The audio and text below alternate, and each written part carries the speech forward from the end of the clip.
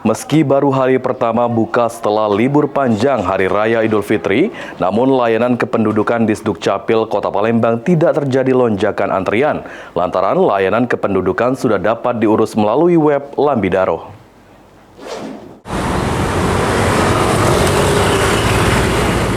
Usai libur panjang Hari Raya Idul Fitri 1447 Hijriah, Dinas Kependudukan dan Pencatatan Sipil Kota Palembang kembali membuka layanan bagi masyarakat Kota Palembang. Pelaksanaan tugas Kepala Disdukcapil Kota Palembang, Alan Guneri, mengatakan, meski layanan Disdukcapil baru hari pertama dibuka, tidak terjadi lonjakan antrean masyarakat yang mengurus data kependudukan, seperti KTP, kartu identitas anak, hingga akte kelahiran. Lantaran layanan Disdukcapil sudah dapat diurus melalui unit pelaksana teknis di masing-masing kecamatan atau dapat mengurus secara mandiri melalui layanan online pada situs web Lambidaro. Ya, kita Dinas Kependudukan dan Catatan Sipil Kota Palembang hari pertama ini sudah langsung membuka pelayanan seperti biasa.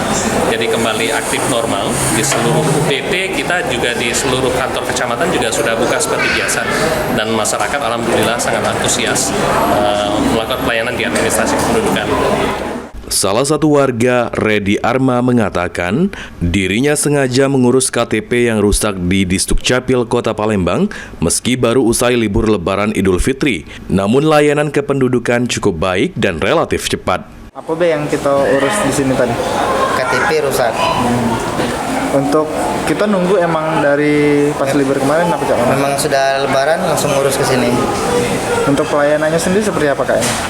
Bagus pelayanannya, cepat, bagus lah intinya. Selain itu, untuk memenuhi kebutuhan layanan pembuatan KTP di Kota Palembang, saat ini Disdukcapil telah menyiapkan sekitar 9.000 stok belangko untuk layanan di UPT dan kantor Disdukcapil Kota Palembang. Eki Saputra, PAL TV.